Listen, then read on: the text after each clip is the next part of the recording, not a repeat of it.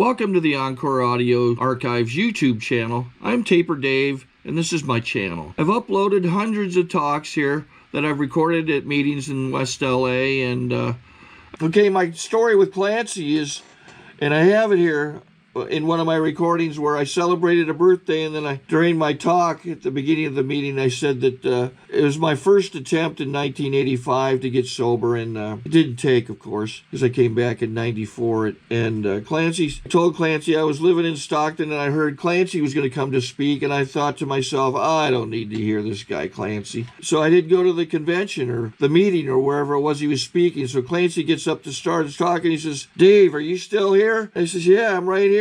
He says, you know, we held that meeting up for 15 minutes waiting for you. So there's my Clancy story. Take care and have a good day if you want to. I know I will. My name is Clancy Imislund, and I'm an alcoholic.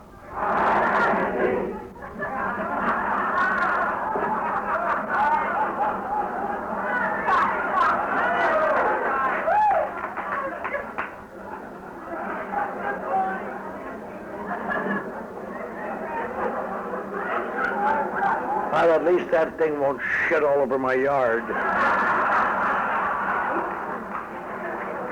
It's really a touching, very little gift, folks, when you stop and think. This is my 25th annual visit to West Covina, my ongoing, endless attempts to bring some idea of action out here and get some papier-mâché burro, for Christ's sake.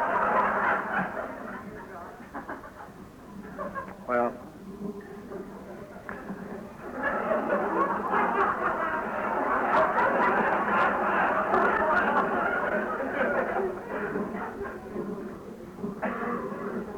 stay away from that burro, Jim.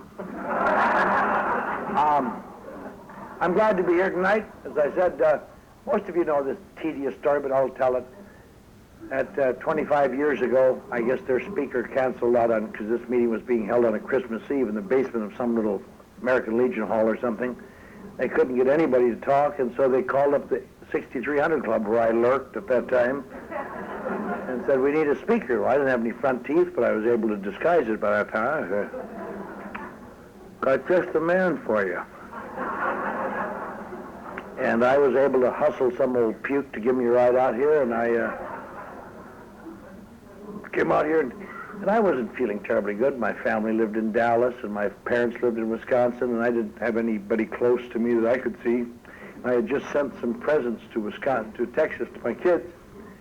And so I got up, and they were kind of a scurvy bunch. There must have been about 20 of them, and, you know, what kind of a people would go to a meeting in West Covina on Christmas Eve, you know, just... There wasn't any coffee break. At the break, the secretary just went around and dusted the exhibits, you know.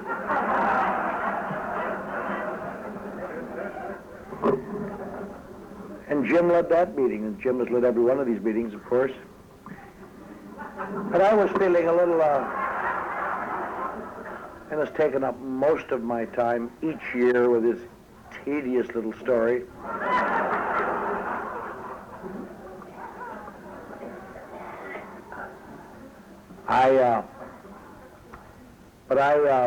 So I came out here, and there was a small group, and I was feeling kind of crappy, so I thought, whatever I say here will never get back to the real AA in Los Angeles anyway.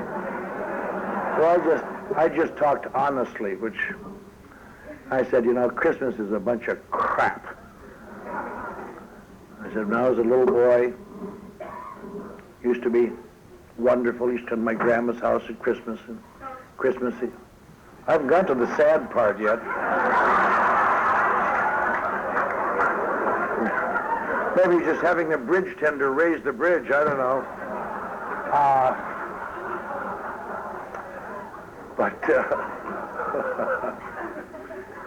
You know, and we used to go to my grandmother's, and it would be snowing, and we'd sit around and wait for my aunt and uncle to come down from Minneapolis on the train, and we'd have to wait for the gifts. Everybody's so excited. We'd eat lefse, and we'd eat Norwegian Fattig buckles and scroll buckles and all sorts of good things. And then they'd come, we would open the gifts. I always wanted a Shetland pony, which I didn't get till some years later. I never wanted a papier-mâché burro. I never, ever wanted that. And, but my dad would take me home on my sled, and I'd be tired, and the little boy, he had a little box on my sled, and I'd ride it holding my presents, and I'd go to bed and feel so excited and fun. To me, the smell of cigar smoke always was the emblem of a holiday at my grandmother's house. And it was just wonderful. And as I got older, I wanted that kind of a Christmas, and it never came around. And I wanted it for my children, it never came around. And it's just tedious. And by the time I was come out here to West Covina, Christmas was a hideous time. My first Christmas sober, I was sober about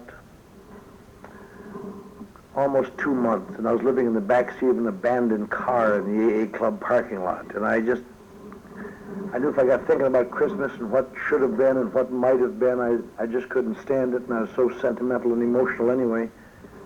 I was working in a jewelry store briefly until I found me dusting 2 longs amongst the watches.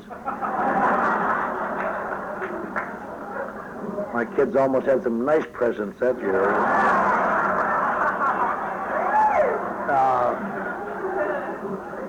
But they nailed me, and I mean, they didn't nail me, I didn't do anything, but I had found some little animals, and I sent little notes to them. And I've told this story before, but I found these little animals. They were $1 each in the thrifty drugstore across the AA club. There was a little rhinoceros, and a little bear, and a little lion, and a little something else. And I was making little notes, and a guy at the AA club said he'd pay the postage and put them in a box and send them to him if I'd get them ready. So I wrote cute little things around their neck and sent them down. And this one lion, as I was looking at him, up close, he really was just, he wasn't right. I couldn't, and he looked all right in the shelf, but when you got up close, his seam was about just a quarter of an inch off all the way around, so his eyes were just, and his tail and his legs. And I'll tell you my state of mind, I identified with that lion. Kept that lion. That lion stayed at the head of my bed for 15 years. One day my dog Smokey ate it in a fit of food. But always, every time I get carried with my own magnificence, I look at that little lion. I look just great on the shelf. It's just up close. You just know.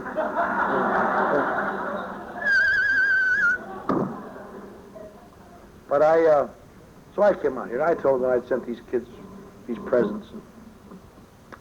And I thought, as far as I was concerned, Christmas was a bunch of crap, and I don't want to hear any more about Christmas. I started to say my first Christmas, I went over, where am I going to get away from Christmas?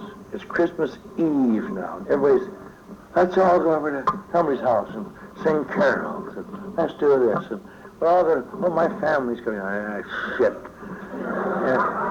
And I didn't know what to do, so I slunk on down Fairfax Avenue to Cantor's Jewish Delicatessen and sat there all night and drank coffee. I didn't hear one Merry Christmas from them.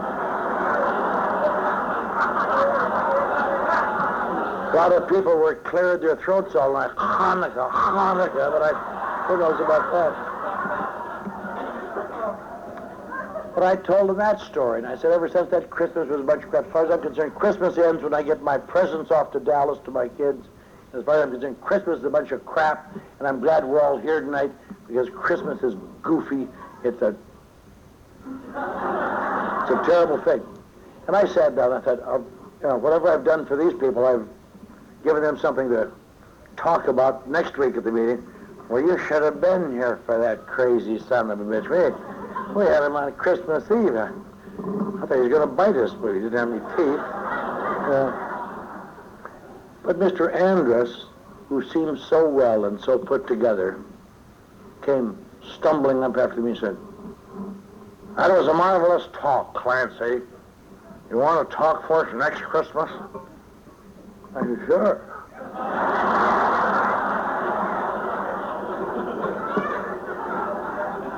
So I came out the next year and gave much the same talk. Things were a little better. I had a clean shirt.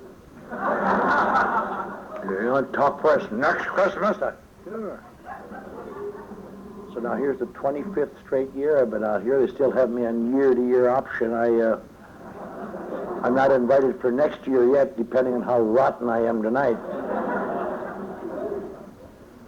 But I was thinking about that. I was talking to someone this afternoon. 25 straight years talking at the same meeting of the same weekend. That's almost approaching consistency. And I have never been noted for consistency. I've always been noted as a very inconsistent. One of my bosses quoted someone else, but in describing me once as saying, watching me is like reading Shakespeare by lightning flash. When it's there, it's really sharp, but it ain't going to last long.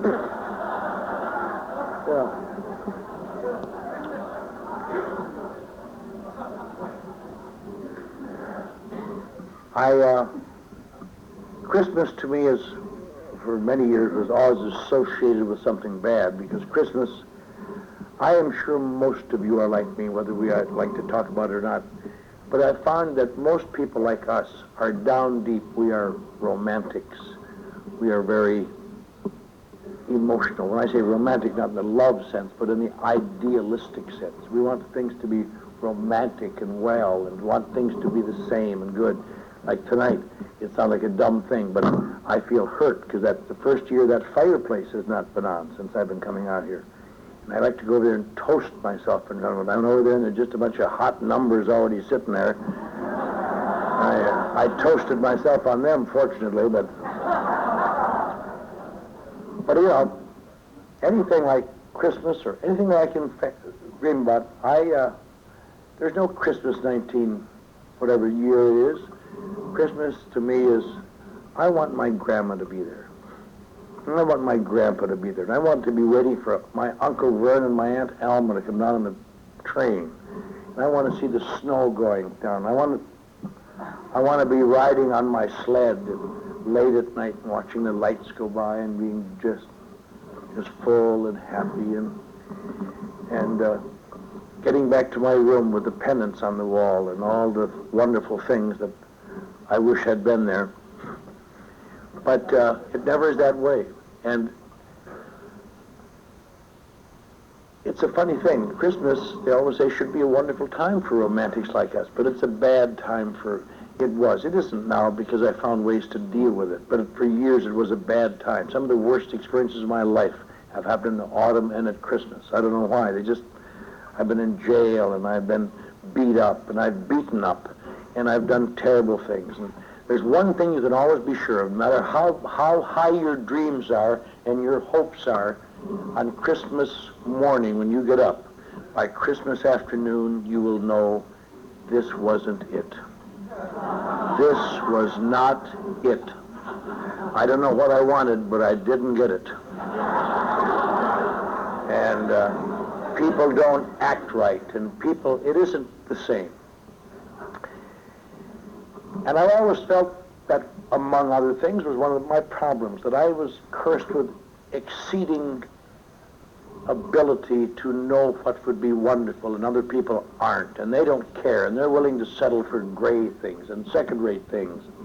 They don't seem to have any interest in things. And I want things to have color and emotional color. Again, I've said this so many times when I've talked, but it's certainly true. I sit, as I probably will this year, with my granddaughter on my lap, and we watch different granddaughters because they get bigger, but always new granddaughters come along and watch The Wizard of Oz. And I just, at the end of the show, Dorothy tells the guy, I'm going back to Kansas. We're going back to, come on, Toto. And I just want to jump up and say, don't go!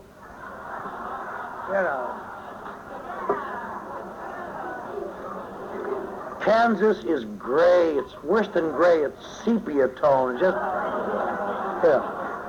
here's for you, Aunt M. I want to be where there's color and, vivid things and wonderful things. And the world is not made up for vivid things. The world is a kind of a gray place. And if you can look and you find colorful places, but sooner or later, they get gray. Everything gets gray. And damn it, I want things to be wonderful. You think that's funny, little miss?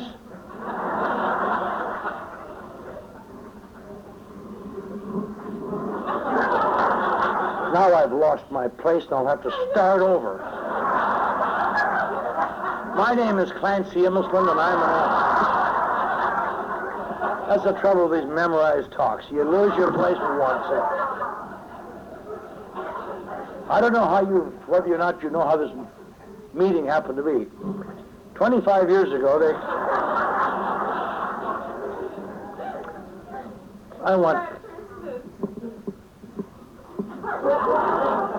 and our best to your apothecary.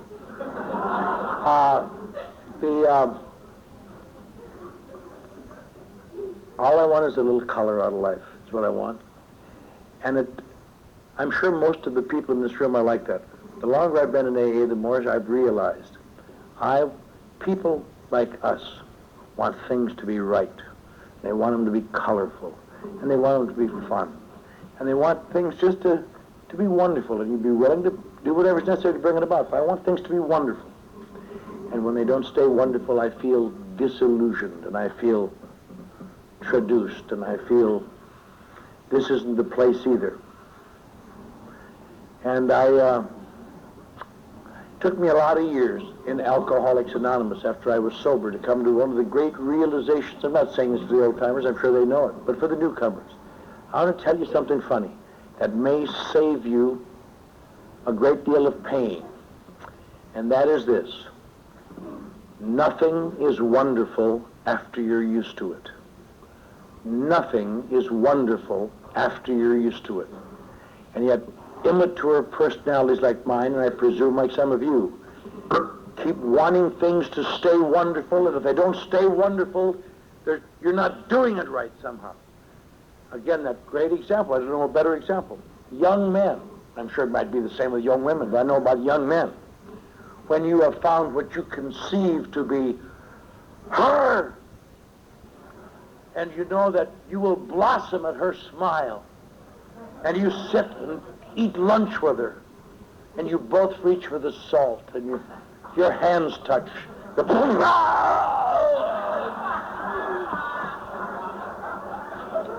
It's just impossible to realize at that moment that in a couple of years, no matter how wonderful your relationship was, the morning is going to come when you're going to reach for the salt, and your hands are going to brush, and you're going to say, "Give me the goddamn salt." You know, it's just... Now, what that tells me is that she has gone bad.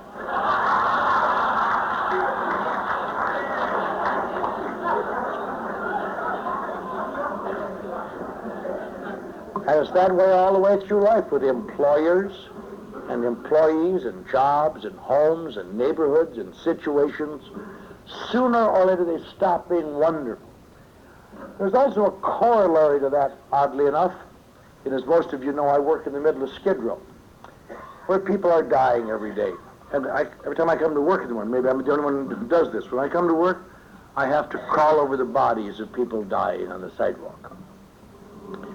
And in fact, I was just down there. We just stopped on the way out here tonight. We had a little crisis, and I stopped for a moment and watching the guys getting their cardboard boxes out on the sidewalk in the long line, pulling their cardboards up so they won't freeze in the night. And I had to stop because a guy that works for me makes my coffee maker and my aide de camp this morning was stabbed almost to death and robbed, and they stabbed him in the back a number of times. He's in intense critical care at Martin Luther King Hospital tonight. I was the one to stop by and see what's going on. I talked to the nurse. But I see as much horror maybe as most people.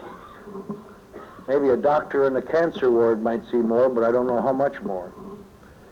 And it's a funny thing. People say to me, "How can you stand it down there? How can you stand it? Every day you're watching people die and people going insane and people fighting and taking knives and cutting each other and just dreadful." But that's the other corollary to that other thing. Nothing is horrible after you're used to it. It's not pleasant, but it's not horrible. You know, you just lose yourself in it's just a frame of reference. It isn't horrible to me.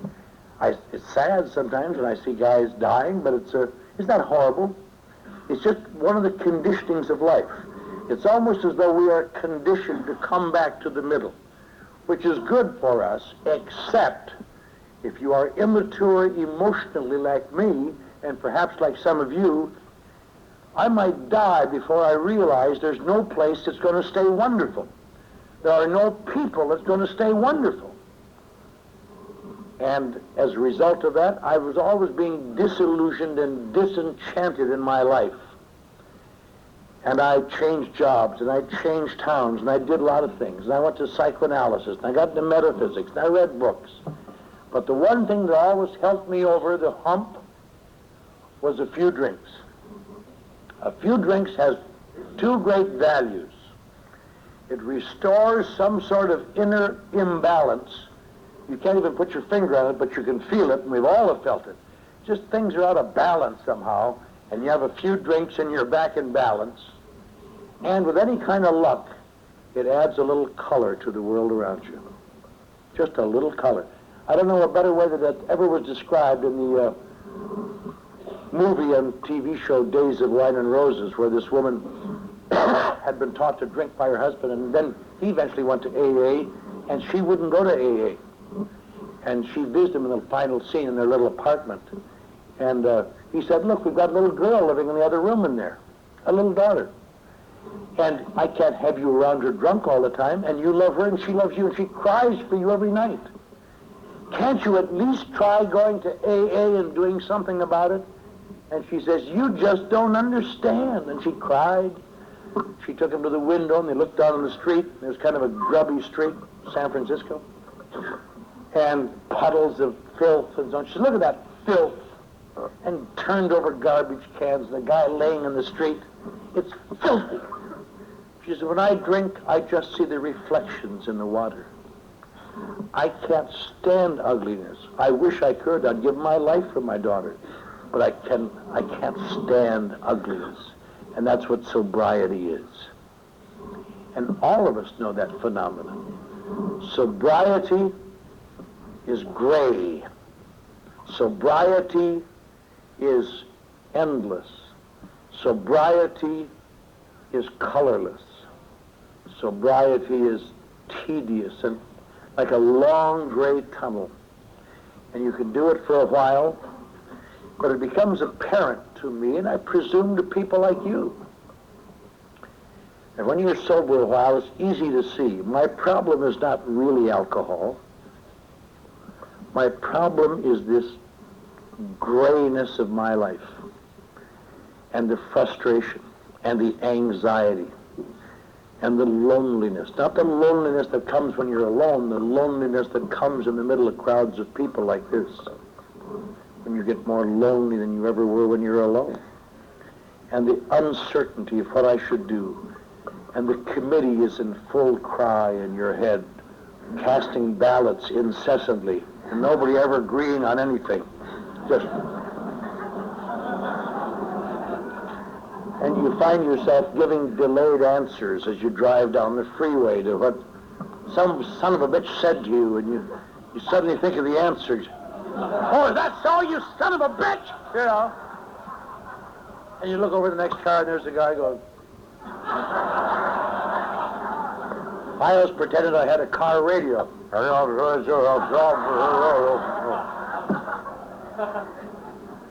With all the frustration and the stomach aches and the feelings of being different, somewhere there's got to be a place to go.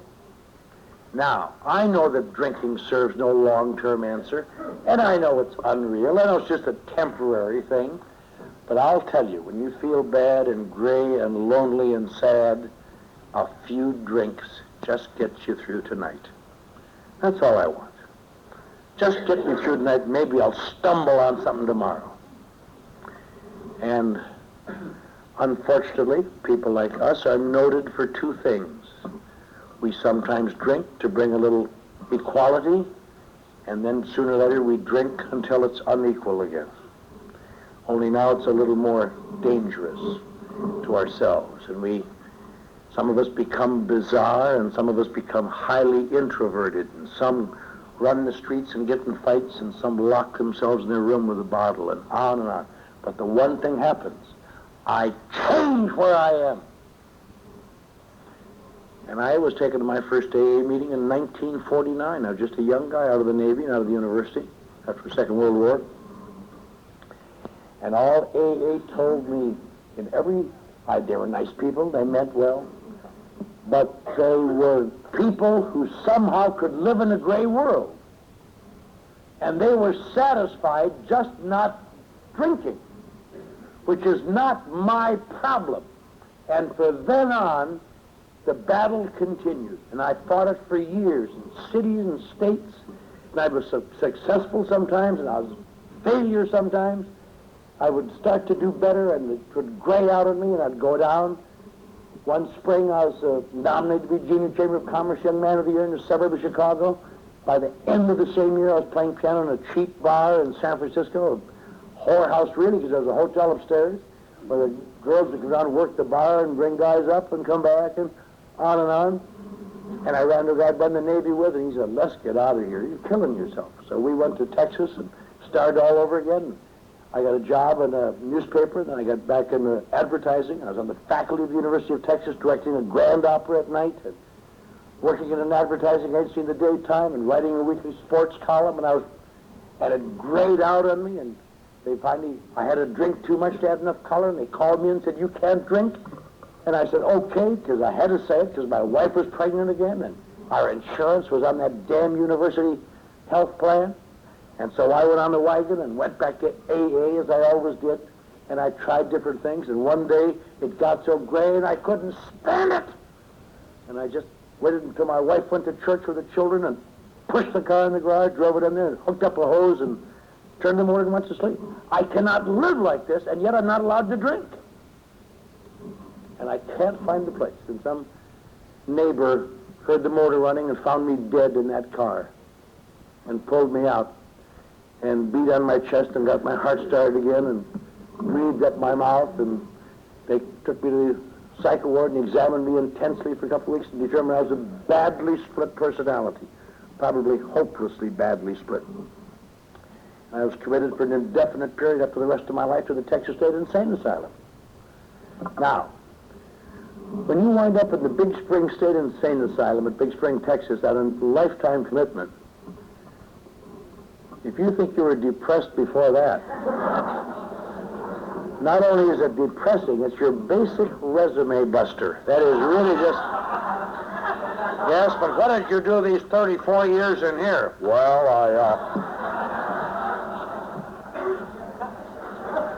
And I escaped once. I thought about that later, years later. I was down in that city last year with my children. I was talking at a convention. I wanted to show them where they'd lived when they were little. It's kind of a touching. They'd never been back there in all these years. Now, some of them were on the faculty of the University of New Mexico, and some were students there. So I picked them up. We went down to Texas, and I showed this little city. Here's where you lived, and here's where you went to your first Mass, and here's where you went to school for the first time, and here's where they put Daddy away.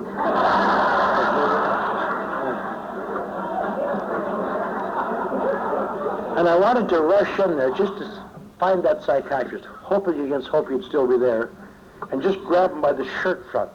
He must be old and feeble by now. He said, "Hey! You examined me, and you put my life on the line and diagnosed me as a schizoid personality, as a split dual personality. That you could have ruined my life with that misdiagnosis. You know, really. Jesus, I didn't find him, but that's what I'd have said to him, Yeah. You had no idea what was wrong with me. If I could have got my personalities down to 2, I'd have been all right, for Christ's sake. I'd have made it from there, That would have meant 3/4 of the committee were on vacation.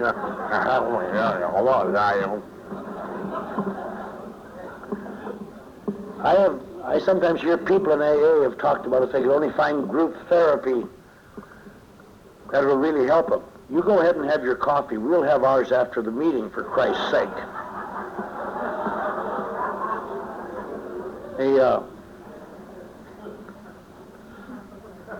But if you ever want, I'll tell you, most of us, I'm sure, Group therapy is easy to find. Just get upset and drive your car alone down the freeway. Just, yeah, that's true, yeah. Oh, that's right.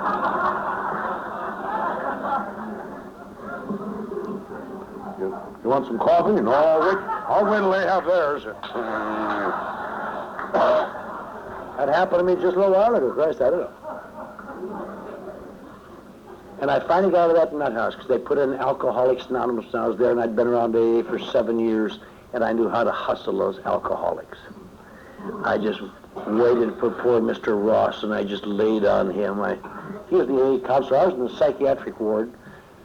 I had just come off electric shock. That's not funny.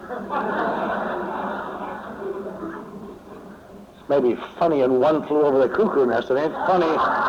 It ain't funny when they got the thing in your mouth. Okay, now you bite this. It's gonna be fun. Ah! Yeah. Just let us put a little sauce on your head here. I'll tell you, you take enough of those, you don't worry much for a while. You just. You remember my name, Fred? Hart, Schaffner, and Marx. Does that sound right?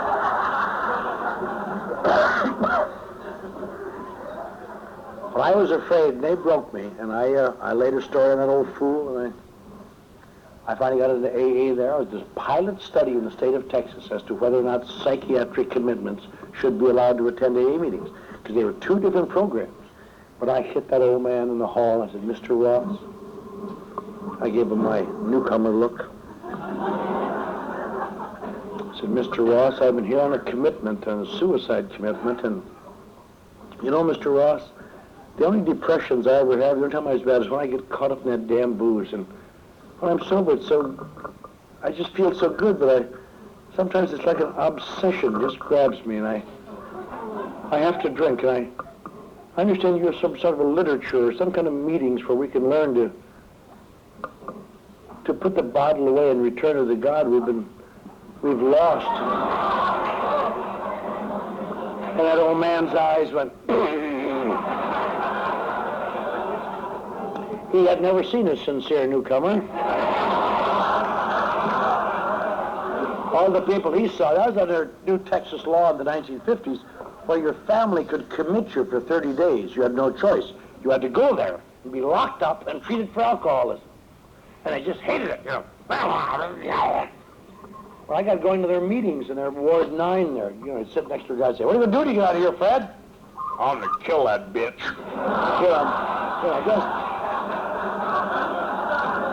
So he welcomed the sincere newcomer.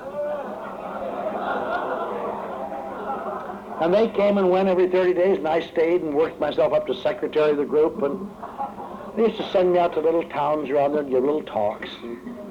Just wonderful little talks. Never given me any better since, you know.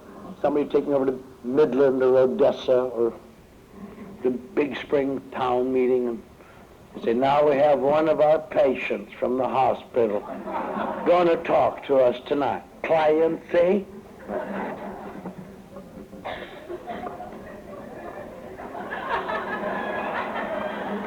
On behalf of my friends at the Big Spring State Hospital, I want to thank each and every one of you for bringing a message of faith and hope to us. It's as though we were lost on a vast desert of alcoholism. When we came across this vast desert, we came upon the tall green hills of sobriety, but they were too steep for our weary legs. But folks such as you pointed out 12 golden stairs that we could climb one after another. And now as we climb those stairs of sobriety, we look forward to going to our homes throughout the West Texas area to carry this message that you've brought to us. It sometimes must seem tedious and boring to you to come to our hospital. If you know the love you brought to our hearts, I'm sure you'll continue to do it. May God bless you in your wonderful work. Yeah. Now you can laugh. That got me out of the Texas State Nut House, boy. And the funny thing is, I never had another drink till I ran out of Thorazine. But you run out of Thorazine, you have a tendency to get edgy. But I had another big job. The biggest job of my life was after that, and the worst fall after that, and after that, I'm on Skid Row, and on and on. And the only thing I ever wanted, where is it going to be all right and then stay all right? AA is a nice place, but AA isn't for people like me. It's for people like them. People whose problem is drinking, and then once you get off the drinking, being able to accept the other end of the unfortunate AA parley, to return to God. I'm sure some of these people just have a wonderful time returning to God, but not me. I am not really an alcoholic because my problems come when I'm sober. And even if I were, returning to God is the last therapy that I could accept. Not because I didn't believe in God, but because I believed in God too much. And I was a lost soul. I was a sinner and a lost soul. And I knew that when I was 10 years old. And I knew it thereafter. And sometimes I'd go to meetings. Sometimes I'd stay sober in towns for a little while. And be with a group of guys who didn't talk about God. But sooner or later, there comes the God grinders on you. They always come, sidle up with after me. Oh, Sonny, I heard you talk at the meeting, and I just hate to see you fight God. And just all I could do is keep from saying, well, ma'am, you'll never see me fight God again.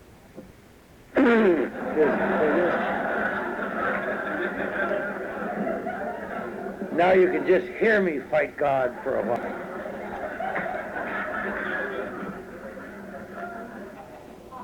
That's why it's kind of funny. One day after I'd lost my family and my home and my occupation and my front teeth and everything I had, my hope and my dreams, and I was thrown out of the midnight mission as a hopeless case and down and out, finished. One morning I walked 71 blocks in the rain out to that stinking AA club where I already had been banned for stealing the coffee money, to walk in and think, I gotta hustle these bastards one more time. I gotta lay a story. I couldn't even get a newcomer look anymore, so I tried to dazzle him with verbal pyrotechnics. Since I had recently lost my teeth, I was still having trouble with my consonants, and he cuts into the flow of I'm not just a bum,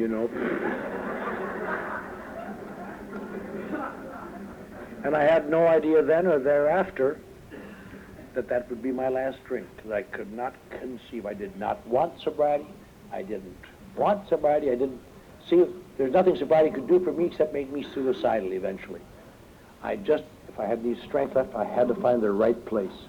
The place where I would fit in, where it would stay good. Where you could live with people and they wouldn't turn into crapheads and selfish people and nasty people and backbiting people and hurtful people. And people would be like they were at my grandma's or someplace. And now it's been, as you know, something over 26 years since I've had a drink, or a pill, or marijuana, or anything, or any therapy other than Alcoholics Anonymous. And much to my surprise, Alcoholics Anonymous is what changed me. And Alcoholics Anonymous, I already knew all about it. What in the hell are they going to change? I could recite them. Sometimes, one time in Dallas, a guy made a 12-step call to me. Somebody called him on me. I didn't call him. And he came over to quote the book to me, and I pointed out where he was misquoting the book. That made him so pleased with me. He closed his goddamn, you're so goddamn smart. But what are you going to do? Well-meaning simpletons. They mean well. They really do. AAs are nice people. But their problem is drinking. My problem is feeling and thinking. I'm sure if they had the power, they could like to do something about it, but they don't understand because, now we joke about this sentence, but I'll bet this one sentence kills more people than all other sentences in the history of alcoholism. But they don't understand My case is different than theirs. And it's funny, we joke about it, but I'll bet you that kills 99% of the 99% of alcoholics who die drunk, which is getting pretty close to all of them.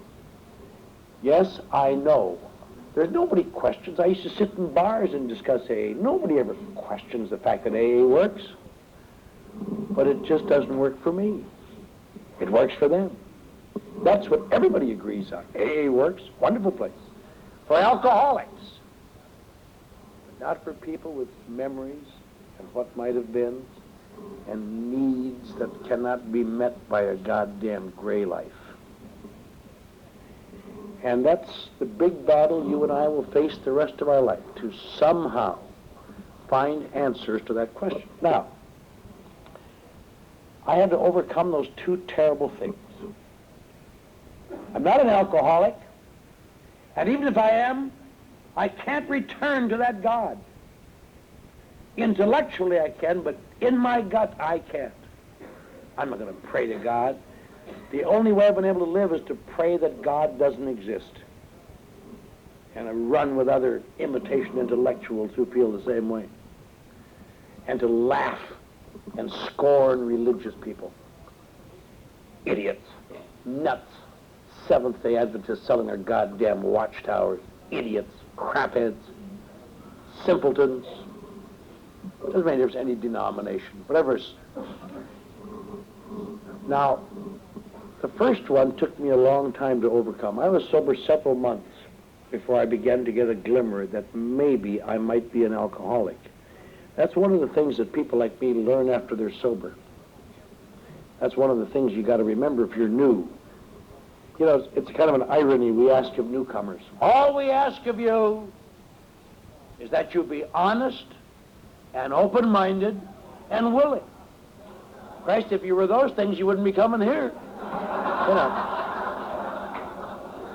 I hope to achieve them by next year. Parts of them. We really should say, all we ask of you newcomers to be dishonest, closed-minded, and sullenly unwilling. And you're home. Maybe the only place in the world where being a snot is an eligible for requirement. But a great many people, it's amazing how many people, I know a lot of old-timers all over the world, and I've talked to them about this. It's amazing how many old-timers, successful leaders of men, the great gurus, discovered they were alcoholics after they came to AA. They knew they were in deep trouble and they came here playing this game, but my problem isn't alcohol.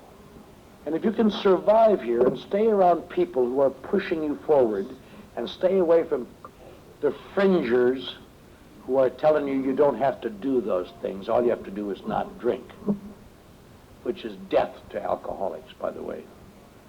That's another thing you might think about. There's always in every group people who say, you don't have to do this, you don't have to do that, that's just crap. And it's part of my mind wants to hear that. But I'll tell you something. When you get sick, they don't get sick for you. When you are drunk, they don't go to jail for you. When you're down on your buns, they don't come over and agonize for you. They're on telling somebody else what they don't have to do. There are some people apparently who stay sober in AA, and I've known a few of them, who don't do anything, who live lives of goddamn pain and frustration, but their stock in trade is, I never did that stuff. In every meeting you hear, not every meeting, but most groups, there's always somebody. Well, I'm here for sobriety. I don't want to hear that emotion shit. Writing inventory. Ha ha ha ha ha. I remember years ago I had a newcomer. We went to the Brentwood meeting one time. Must be 20 years ago, 20 more than that. And this guy, I was trying to get him to write his inventory. He said, I'm not sure I need it. And there was a speaker that night. I never wrote an inventory, and I've been sober 17 years. And he went on like that. And we started to leave, after the meeting, we went out, and the kid said to me, he said, well, you've been sober 4 years. You say write an inventory. He's been sober 17 years, and he says, you don't have to write the inventory. And I wish I could have thought of an answer right then. Yeah, well, I'll tell you about that tomorrow. I used to think of the answer to that, but there's an answer. I finally said to him, God inspired me. Is that the way you want to feel after 17 years? I know how to feel like that the day I got here. I want to be around people whose eyes are telling me the world is getting better, whose stock in trade is other than criticism and negation. I want to be with positive people. I know how to be negative. I've been negative all my life. That's my defense mechanism. It doesn't ever work, but I stick with it. Yeah. Maybe next time. But you do these things and you come to understand something strange if you stay here long enough. That it's true, just as you suspected and I suspected.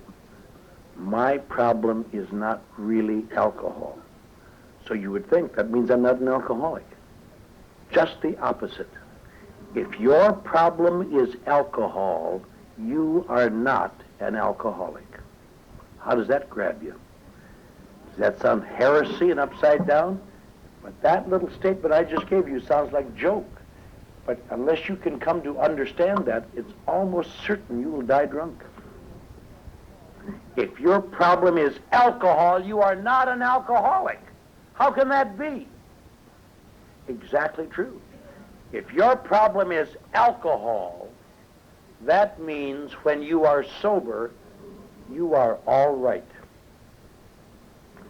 Then you are not an alcoholic.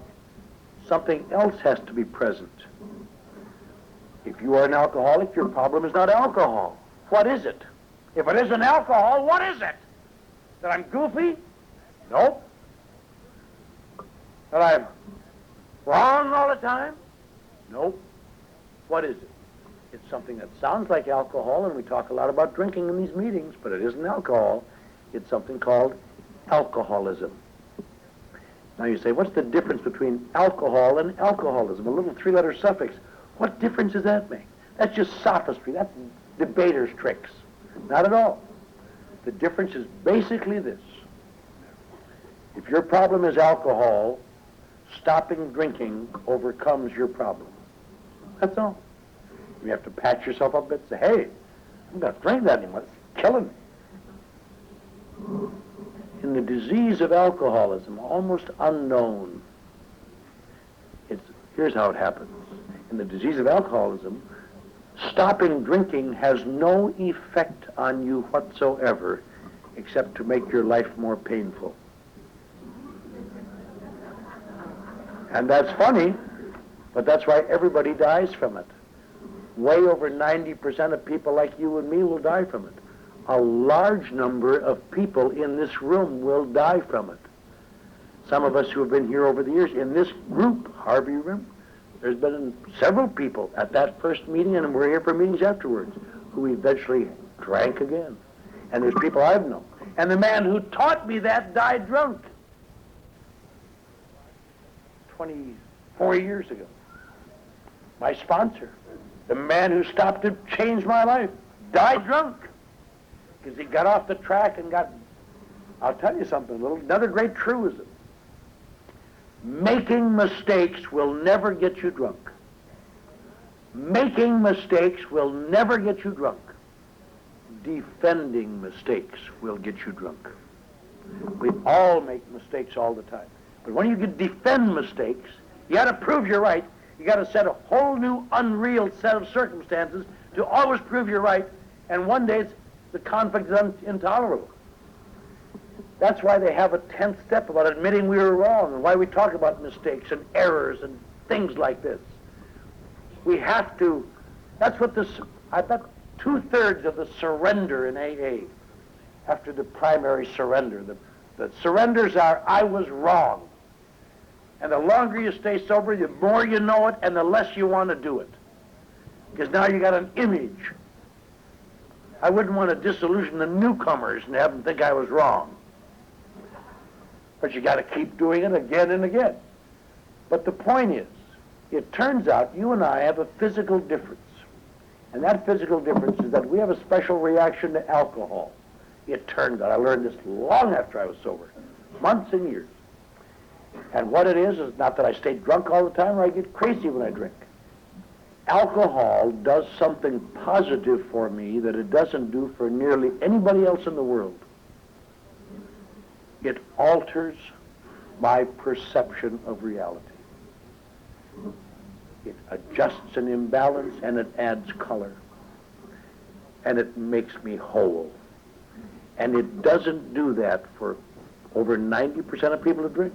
That's why they cannot understand why I drink, and I cannot understand why they don't drink. You know, just as baffling. It's just hideous after work to stop with a guy and say, let's have a drink. That son of a bitch was crazy today. Ah, another one. Oh, no more for me. I've got to get home. Betty's got dinner on.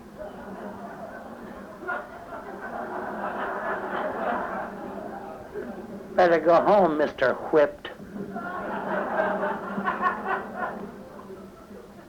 I would never drink with that son of a bitch again ever. If I had to drink out of my shoe, I wouldn't drink with a guy like that. You know, poor, pathetic little broken animals. Have another one. No, I'm starting to feel it. That's why you drink it, asshole.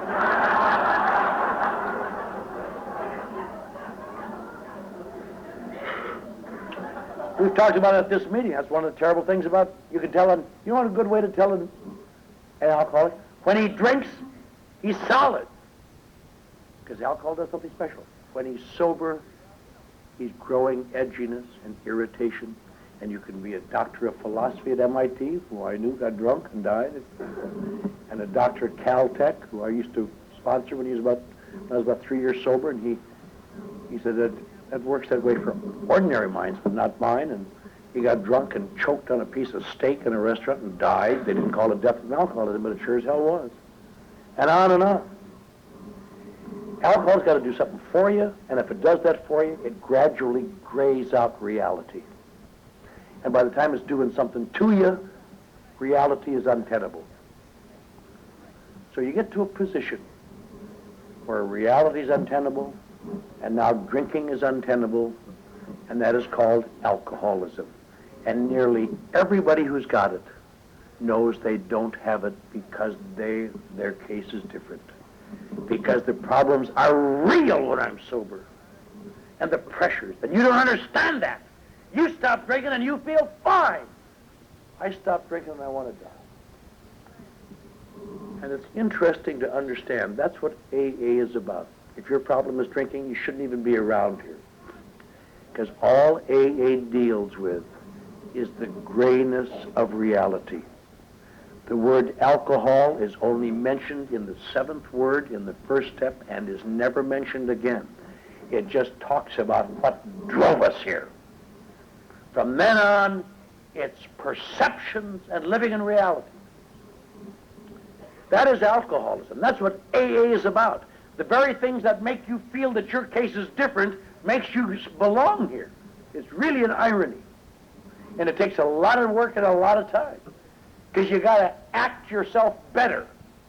You cannot think yourself better because your perceptions are screwed up all the time. Sometimes they're not, and sometimes they are, but they all look the same.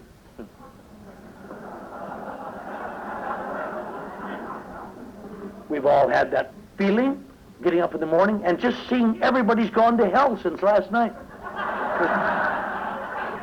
How did you all get in contact with one another, you goofs? You know, spot him on the freeway. Here he comes now, Betty. Cut the son of a bitch up. Yeah. Okay, so let's just say for the sake of argument, you come to AA. Now, you're here. You're willing to go along with these old pukes and give it a shot. All right. You just listen at those meetings, what those people are saying, some of them, just shiver down your spine. They say it a lot in the South. They say, sometimes here. My name is Jim, and I'm an alcoholic, and through the grace of God, I have not had a drink since 1970 or whatever it might be. through the grace of God and the blessing of God. The grace of God is what keeps people sober. A lot of people here say. But if it's the grace of God, I can't stay sober. I knew that. If God took any group and said, you can stay sober, you can't, you can, you can, you can't, I know that I'll never be included in the you cans. Because I am a sinner. I have broken all the commandments. All of the commandments. I've said this a few times. I want to say one thing in my own defense. There's one part of one commandment I have not yet broken. And I can't even give you a promise on that. But up till tonight, I have not yet coveted my neighbor's manservant.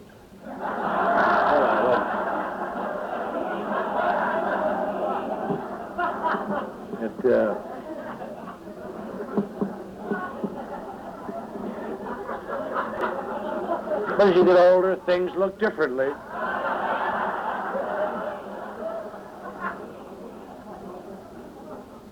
Now, I had to surround myself by people who preached action. There seems to be two camps of people in AA. People who say, action is the magic word. And the people who say, God's grace is the magic word, or the magic approach. I got to go with the action. Because I am damned if I go with the God's grace. Now, you may run across that paradox. People start grinding you about God. God's grace. When deep in your heart you know you don't have God's grace. Anything you got, you better fight for. Because you're going to get it from God. And so I stayed in the action course. Most people here have never heard me talk much about God. I talk about the steps. It includes God, higher power. It was a long labyrinthian way that I even came to believe in a higher power. My higher power was not God. My higher power was my sponsor. I had to invest my faith in him and hope he wouldn't let me down. He didn't. He died drunk, but he never let me down because he said, if you don't do these things, you'll get drunk. And he'd stop doing them, and he got drunk. Boy, I talk about a graphic lesson. Thanks a lot, Bob. What are you going to teach me next? How to decompose? Yeah. Well, I wasn't as nice then as I am now.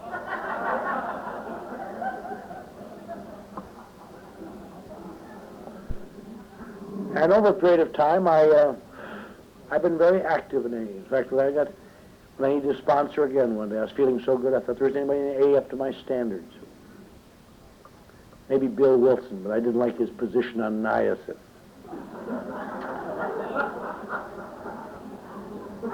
That offends you, just dilate your blood vessels. But,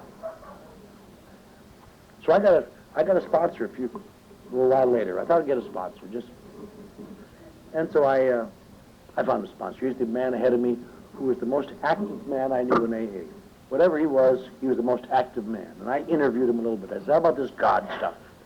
He said, the God is within you and the God is within me. That's the God we're looking for. I said, you're my man, Slim. And he became my sponsor. He was my sponsor. I talked to him at least once a week for the last 20 years. And last week he died, Now to find somebody else ahead of me, highly active. And that's a very difficult search. But I stayed in action. I did these things, and I tried to do the things AA said. And I was weak and heavy-laden and fallible and made terrible mistakes and continue to even today sometimes. Not as much. But I try to do better. And a while back, I don't know when it was, I don't know if somebody asked me the question or asked me about my feeling. They said, we never hear you talk about God. And I said, no, I never do talk much about God, primarily for the reason when I was new, when people talked about God, I turned them off. I never heard what they had to say. They could have been saying the magic sentence of how to live forever comfortably, and I wouldn't have known it. You're just another God shouter to me. And I had to start thinking about the evolving of my life. I evolved from a sponsor. I came to believe in AA as my higher power after a while. One day, I found myself taking a considered risk. I made a prayer to God because I felt good that day and rather secure. I didn't know if a lightning bolt would come and say, "Oh, there he is now." You know. But no burning bushes spake. Nothing much happened. Just I felt a little better, and I slept a little better that night. And I prayed to that God every day, and maybe oftener than that some days, for well over 20 years. And yet, you don't hear me talk much about God. Because how can I have God when I don't deserve God's grace? There's a paradox here. I'm an activist. I'm not a Godder. I'm an activist. And yet the funny paradox is, I look over my life, it's almost impossible for me to think back far enough when I didn't believe in God and trust Him. I'm the main part. As a human being, I sometimes lose that faith, and I have to work my way back to it. But how can this be? God's grace, if sobriety is God's grace, why should I take these actions? And if I take these actions, what do I care about God's grace? And it turns out, I don't know when it happened, sometime a long time ago, I took enough actions in AA to come to somehow deep believe, not in my head so much, but assume that perhaps my concept of God's grace was wrong. That maybe God's grace was not, as I had seen it in my immature guilt and fear, as a selective thing, given to one, not given to another, given to this good person, not given to that sinner and that drunk. That maybe God's grace is, as most theologians talk about it, as Shakespeare said, it falleth as the gentle rain from heaven on the just and the unjust. It comes on everybody. And God's grace has been available to me, I suppose, since my first breath. Tonight when I stopped at the mission, and I saw these guys in their boxes, and they're shivering and cold, I wanted to take them inside, except our beds are all full, got no place to put them, wish them well. I have to believe that God's grace is as significant to them as it is to me. Equally. But why is that guy dying on the sidewalk and I'm going to West Covina in a suit and a carload of people, feeling good and secure, and no clouds in my sky at the moment? Why is that? And I have to believe that that's what resolves the paradox. For people like me, I get sealed within. The God's grace is there, but it serves me no purpose because it can't get through the seal I have built to protect myself. And the actions of Alcoholics Anonymous, little by little, open that up. For people like me, unless I take the actions of Alcoholics Anonymous, all the knowledge of God's grace is extraneous. That's why they have a home in the East. I've been to a couple times where they send clergymen from all over the world. They come in, alcoholic clergymen, crying. But I thought I loved God, but I can't stay sober. And AAs teach them how to take actions so they can live comfortably in God's grace. Someone they love but can't find the grace to stay sober in. In this group tonight, there are clergy people. People who are trained and love God, we assume, and who drink and cry out in frustration.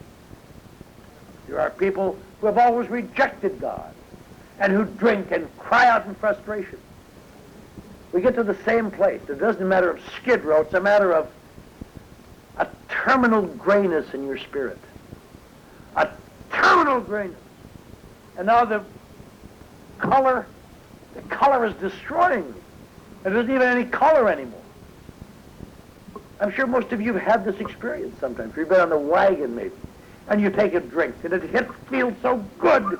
Then it starts to gray out, and you may drink for 4 days trying to recapture that 30 seconds that you had. Just the feeling when it was good. Now, So what I'm trying to say is, if you are like me, if you are new tonight or not so new, or troubled by this paradox, mouthing pretty phrases will not keep you sober. Knowing about God will not keep you sober, nor is it ever intended to in this program. The actions of Alcoholics Anonymous, I believe, and I bet my life on it every day, the actions of Alcoholics Anonymous will enable you to be into a position where you can feel the security that comes from God's grace. And you don't even have to call it God's grace. I'm not trying to preach God to anybody. I would hate to do that. I don't do it to the people I sponsor. Maybe sometimes when after they've taken their fourth step. You can call it serenity. You can call it peace of mind. You can call it feeling solid. Or someday you might say, isn't that amazing? I believe that once in a while I have God's grace on me, and I can accept it. And sometimes I can't. Because sometimes, with all of the help available to me, I become petty, and I become emotional, and I get tired sometimes, and I lash out at people I love, and I hurt people I don't want to hurt. And I'm so sorry that I do it, because the momentary fatigue and pressure makes me crazy, and but I don't have to defend it anymore. I can say, God damn it, that's not the way to be, and try to do better. One of the things I'm trying to work on now, and I've been sober a long time, compared to some of you, not as long as Jim, Harvey, and some of the other old pukes who ruined AA.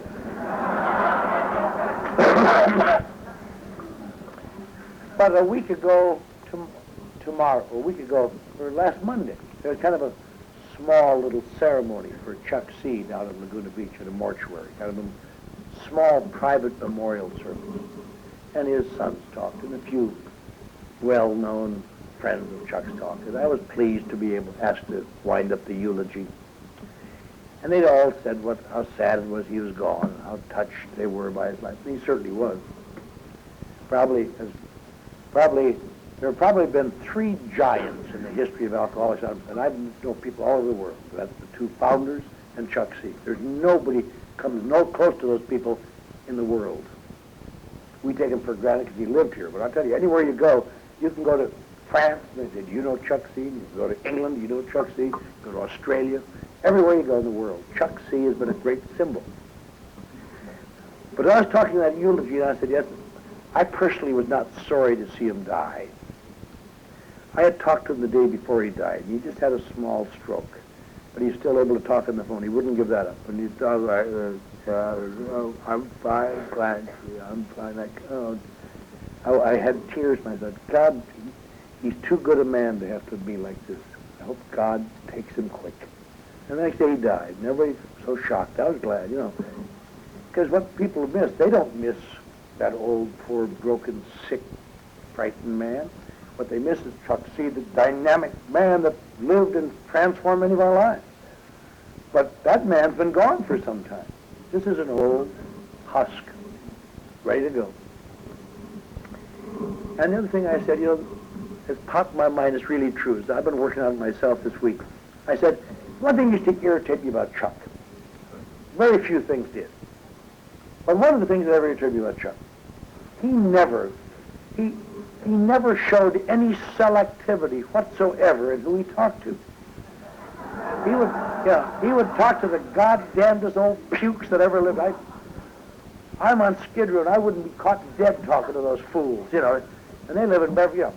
I'd say to him, Chuck, that guy's a phony. He's been hustling people and hustling broads and hustling men for dough, and he's a phony son of a bitch. I think he's on pills. How can you sit and talk to him for an hour? Well, one of God's kids. I guess he wants to talk to him. And no, that isn't right. I'll tell you who God's kids are, goddammit. I didn't say it, but I gave him the ray, I'll tell you. Well, that's very good, Mr. Butter would melt in your mouth. He always used to kid me. He said, Clancy, what thing in Marshall me? He says, you can get to people that I can't touch with a 10-foot pole. You just get all these people you sponsor. Christ, they just should, none of them should be so. They're all just such weirdos. Right? I said, well, now you're getting the idea. No, Chuck. But he would talk to people that I wouldn't talk to for 2 minutes. And I was thinking of that memorial. I suggest to those people, I suggest to you, suggest it to me. If you want to conduct yourself as a small transitory memorial to Chuck C. and everything he stood for, don't mouth pretty words. Next time you get a chance, talk a couple minutes to someone who you ordinarily would brush by, that you wouldn't talk to, that isn't up to your standard, that's a phony, that's an idiot. Stop and go over and say hi and talk to him. I've tried that several times this week, and the first time it just about made my skin crawl.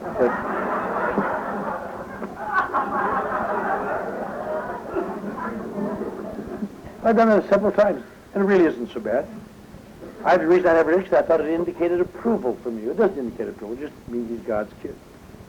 Because the whole story of this fellowship and what we do in the action here, as I say, is to reach something. You can't reach it all the time because we're all human beings, and we're all, no matter how wonderful we are, sometimes we're just crappy other times. Petty and nasty and... But we can increase the ratio of betterness, I suppose, and the percentage. And what we want to reach, we want to take these actions, and it sounds, hardly anybody in this room has ever heard me say this till tonight. I want to keep taking these actions so from time to time I am worthy of God's grace. So I can truthfully say, as I can say tonight, through the grace of God, I have not had a drink since October of 1958. But I must keep taking the actions because tomorrow I might forget that. I might become unworthy of God's grace again. And if I'm counting on God to pull me through, I forget that I have to do things that bring that ability for me to accept it. That's why life is an ongoing situation. That's why we gather here tonight, in a sense. I'm here to tell you, if you're kind of new or if you're not so new, don't make such a big deal next Tuesday about Christmas. Christmas is a nice thing. It's a socially acceptable emotional explosion. But you and I can't. True story. You and I can't afford emotional explosions. Emotional explosions, any high is followed by a low, I'll guarantee you. You beat your depressions when you're on your way up to your manic high. You don't beat them on the way down because the check is already written and coming on the tray. Here it is, Jim. No, I didn't want that part. Nobody gives a shit.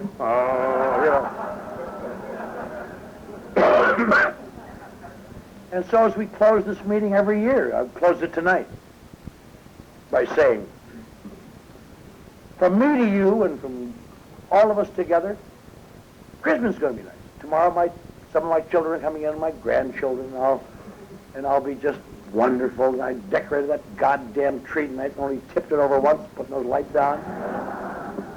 Had a worst crew ever putting on my house lights, just incompetence. Oops. One or two of them were good. Next year I'm going to do it myself. I'm going to warn them just one more time. But that's nice. That's what I give to them. We have a nice house that looks like a Christmas tree, and a Christmas tree looks like a Christmas tree, and there's food, and people are coming in, and I'm so glad you don't have the privilege I have. I don't have to go through Christmas. I'm going to go down and serve 3,200 meals on Skid Row. The people who are dying. Not that that's good. It just keeps me busy. I'm not wondering, why didn't I get it this year again? Let them wonder why they didn't get it.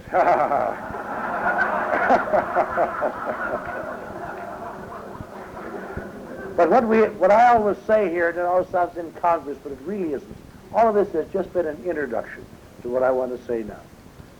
I'm not going to wish you Merry Christmas. That's baloney. I'm going to wish you Merry January 29th. And a very happy June 3rd, and a prosperous August, because these are all days equally important in our lives. We have to live in each one. We must take the actions to bring as much color as we can, to live in some degree of peace, to admit we're wrong, to say we're sorry, to get up and wipe your jaw and say, fate really landed one on me that time. But I'm not going to lay on the floor and whimper. I'm going to get up and say, try it again, Jim.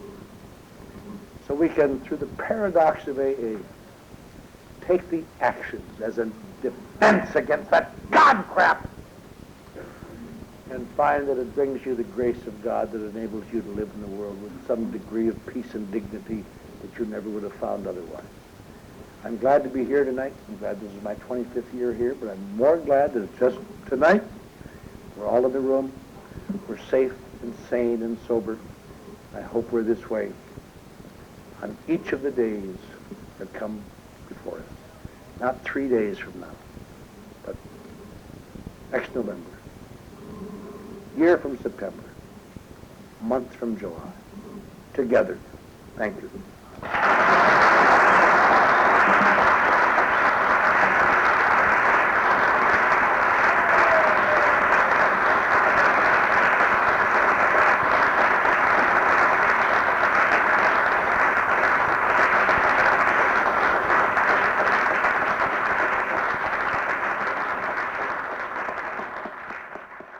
I think we got a great talk going on here. Thanks for watching the channel. Taper Dave here.